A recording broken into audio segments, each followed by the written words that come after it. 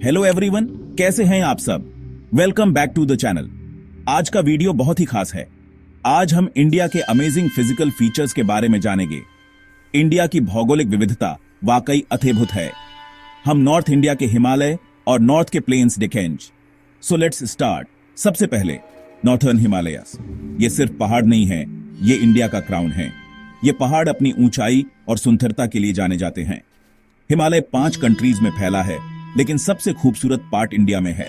यहाँ की प्राकृतिक सुंदरता अद्वितीय है।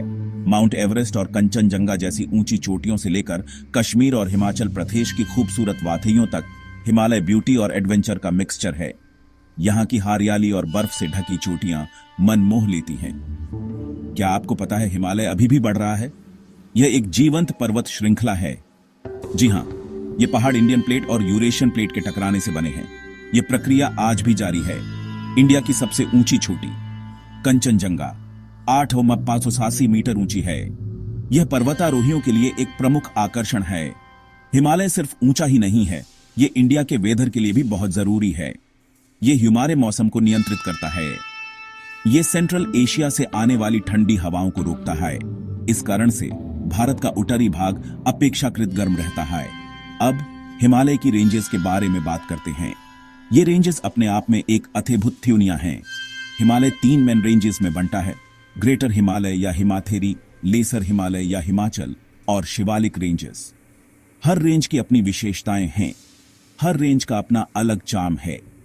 ग्रेटर हिमालय में सबसे ऊंची चोटियां हैं, जबकि लेसर हिमालय में सुंदर हिल स्टेशन हैं। हिमाथेरी में सबसे ऊंची चोटियां हैं।